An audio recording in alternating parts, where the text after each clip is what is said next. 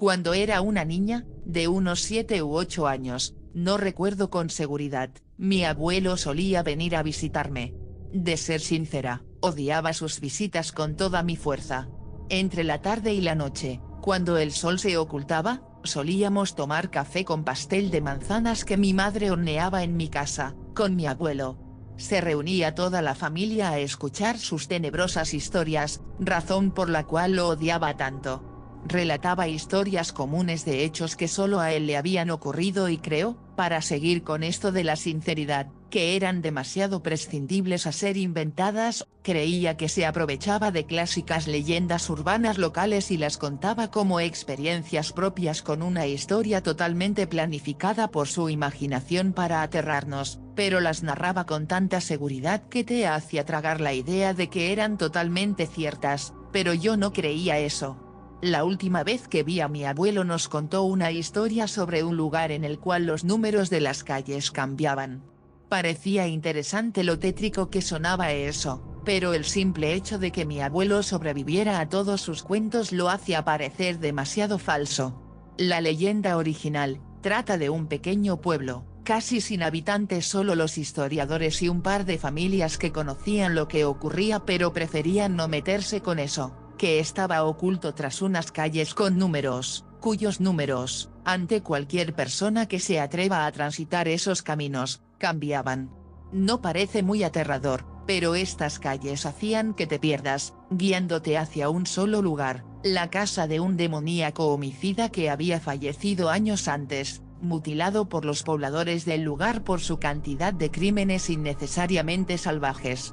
Luego de la última atrocidad cometida contra una joven niña de 12 años, la cual destripó y despellejó en vida, hasta que la niña no aguantó el dolor y murió desangrada, colgada de cabeza sobre las ramas del terrorífico árbol de su patio. Fue calcinada dentro de una especie de bañera de metal, también en el patio de su casa, lugar donde le gustaba deshacerse de los cuerpos que mutilaba, y luego fue lanzada al jardín de su respectivo hogar. Los pobladores, cansados de que la autoridad del poblado no hiciera nada, acordaron tomar las riendas del asunto matando al homicida de la misma manera que él lo hizo con la pobre niña. Poco después de su muerte, los participantes del crimen contra el homicida, fueron desapareciendo, para aparecer semanas después totalmente destrozados, con la furia que solo lo haría un animal y con la inhumanidad de los mismos. Se dice que su cuerpo reside todavía en su casa, atado con alambres de púa a una silla, su cadáver putrefacto no permitió la salida de su alma, e hizo de este tranquilo pueblo un lugar embrujado. Los números de las calles cambian haciéndote confundir para que termines en su hogar y alimentes su demente espíritu ayudando a que sus actos homicidas todavía sigan en pie, mutilándote terriblemente hasta la muerte, deshaciendo tu débil cuerpo moribundo en un hermoso baño de ácido o cortándote tus extremidades una por una obligando a que te alimentes de ellas para luego calcinarte en su lujosa bañera. Si logras encontrar las salidas a estas calles y eres lo suficientemente inteligente como para esto, te llevarán hacia las afueras del pueblo y sobrevivirás, tal como mi abuelo supuestamente hizo, pero si eres estúpido, impaciente y temeroso, en poco tiempo te encontrarás cara a cara con el dichoso homicida del poblado. Desde que cumplí los 15 años, comencé a mostrar interés sobre lo sobrenatural, a mi grupo de amigos y a mí nos llamaba demasiado la atención las cosas que sean lo suficientemente tétricas como para llevarnos un buen susto. Hemos entrado a cementerios en los cuales supuestamente los fantasmas aparecían frente a tus ojos, hospitales abandonados en donde, durante la dictadura militar, miles de personas fueron torturadas, escuelas que fueron escenarios de múltiples masacres, casas que relatan que sus residentes se suicidaron y los objetos dentro de estas se movían por cuenta propia. Adorábamos pasar noches enteras en estos lugares, descartando teorías y leyendas que por cierto hasta ahora no pudimos comprobar ninguna. Hasta ahora. Hablábamos con mucha gente distinta para encontrar más lugares así, buscamos por algún tiempo, y sin respuesta alguna, comenzamos a pensar que las opciones se nos habían acabado. Una buena noche, estaba conectada en mi computadora cuando me llega un correo electrónico de mi amiga diciéndome que había hablado con una anciana.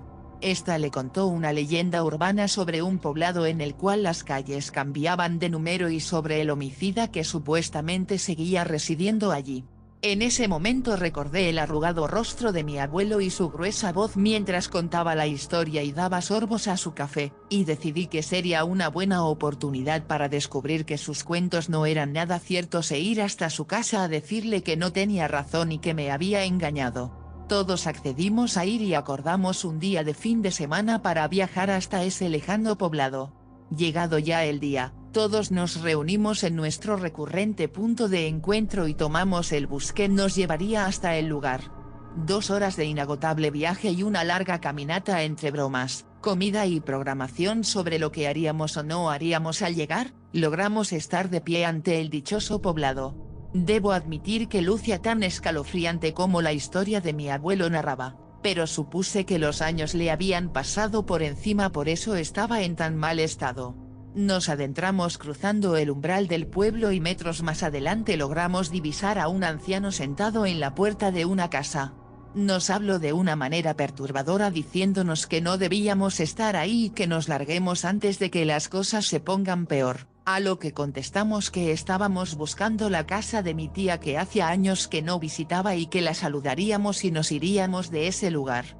El anciano no nos escuchó y siguió diciendo que nos vayamos de ahí, subiendo más y más su voz, a lo que echamos a correr camino adentro. Unos cuantos metros más adelante, un amigo sacó un anotador y una pluma y escribió en la blanca hoja el número de la calle argumentando que si llegaba a ser verdad la leyenda, sería más fácil salir de ahí con el recorrido registrado.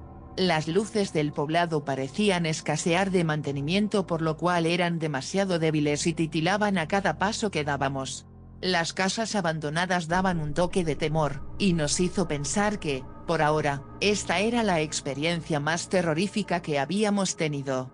Entre burlas y juegos, luego de 1 hora caminando y cansados de transitar por esos parajes, mi amigo, el que anotaba, detuvo su caminata.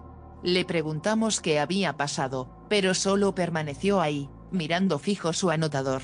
Reiteramos la pregunta y respondió que raro, creí que estábamos subiendo, no bajando. Le dijimos que deje de bromear, que habíamos visto la numeración de las calles antes, y estábamos más que seguros que estábamos subiendo, pero él dijo que no se equivocaba, habíamos descendido por lo menos 3 kilómetros. Uno de mis amigos que nos acompañaba, le quitó el anotador de la mano y releyó la hoja una y otra vez, contando las calles y terminó por decir que era verdad. Atónitos los expectantes, decidimos sentarnos un par de minutos a conversar sobre qué haríamos ahora. Antes de sentarnos, recuerdo haber mirado el cartel que contenía el número de la calle y decía claramente calle 530. Comenzamos a indagar sobre las opciones que teníamos, no estábamos lejos del anciano que vimos. Podríamos ir con él y quedarnos hasta que el sol salga o directamente no movernos de ahí. Optamos por avanzar un poco más a ver si podíamos llegar hasta alguna salida o atajo que nos deje más cerca aún de lo que estábamos del anciano, así si el sol salía sería menos complicado llegar hasta él. Nos pusimos de pie y al observar nuevamente el cartel mi cuerpo se estremeció y un infernal frío recorrió toda mi espalda.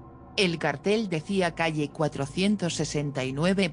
Parados en el medio de la duda, al ver lo mismo que yo veía, lo único que todos atinaron a hacer era discutir sobre que esta fue una estúpida idea. Entre tantos insultos e inculpaciones entre ellos, todas en bromas enfermizas, yo seguía inmutable, mirando fijamente el cartel. Normalmente, el resto de las personas que observan esta situación, se asustan peor de lo que uno creería, pero extrañamente, ellos seguían actuando como si todo fuera una broma pesada aún más allá de lo que estaban presenciando, aunque reían nerviosos. Seguí observando seriamente el cartel, casi sin parpadear, pero mis débiles ojos no soportaron por mucho la presión del frío y polvoso aire, el cual logró que cerrara los ojos por aproximadamente 1 minuto. El cartel decía calle 402. Cada segundo que pasaba era aterradoramente eterno, hasta que reaccioné de lo que sucedía y acoté tratando de que en mi temblorosa voz no se notara miedo o inquietud alguna, ya que eso haría que los demás se asustaran más de lo que yo lo estaba, que debíamos movernos o las calles se moverían por nosotros. Volteé nuevamente y volví a mirar fijo el cartel. El cartel decía calle 393. Recordé lo que mi abuelo me contaba y en esa fracción de segundo vino a mi mente como un puñetazo. El número de la calle del macabro homicida, era 202. Insistí a mi oposición de quedarnos de pie en el mismo lugar, y rogué que nos movamos rápido.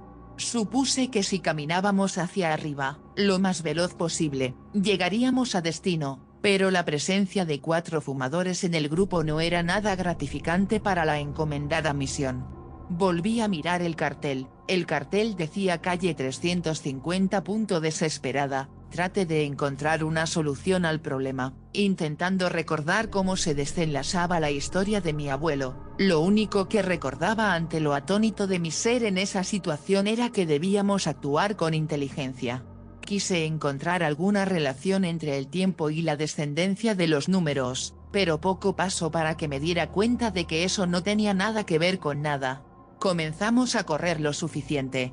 Mis amigos, aunque tenían los pulmones destrozados de tanto fumar, corrieron mucho más rápido que yo. Pocas cuadras después, se cansaron. Miré de nuevo la numeración de la calle. El cartel decía calle 307. Reaccioné. Correr no era la solución.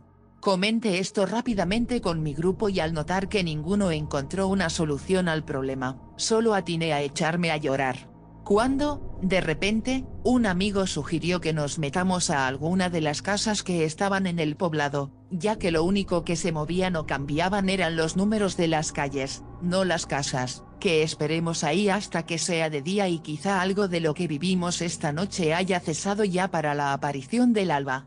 Una de las mujeres que nos acompañaba cayó en cuenta de que habíamos perdido el rastro de las casas hace varias cuadras atrás. Pero la misma mujer sugirió seguir corriendo un poco más, quizás así encontremos algo. Nadie levantó voz en contra esta idea y corrimos nuevamente. 5 cuadras más adelante, divisamos una casa en el medio de un sombrío patio. Nos detuvimos a retomar el aire unos minutos en la calle, y nadie dudó en entrar una vez que pudieron respirar con normalidad. Sin embargo, yo no estaba muy de acuerdo con la idea de entrar o no, pero si no lo hacía me quedaría por siempre vagando por estas calles, con la opción de encontrarme con el homicida. Quizás su plan sí funcione. Entonces, ¿qué era mejor? Entrar a una casa con la esperanza de que todo cese en el amanecer, o seguir de pie en una calle cuyos tétricos movimientos me llevarían a los pies de un lúgubre patio, con una terrorífica casa, en la cual habita un homicida muerto hace varios años atrás. Preferí entrar. Cuando volví de mi mundo de pensamientos y dudas, me percaté de que mis amigos ya no estaban. No había nadie ni nada, solo yo parada en medio de una calle cuyos 2 extremos estaban rodeados de campo, muy similar a la salida del pueblo. Pasaron unos minutos pensando qué era lo que había pasado o a dónde se habían dirigido mis 5 amigos. Cuando, de repente, me di cuenta de la existencia de un pequeño anotador a mis pies. En gigantes letras de tembloroso pulso, unos garabatos bastante entendibles erizaron mi piel e hicieron que permanezca inmutable ante esto que estaba viendo. No escuchaba nada más, solo mi latente corazón, la suave brisa del campo, y el roto silencio de gritos en la lejanía. El anotador decía calle 202.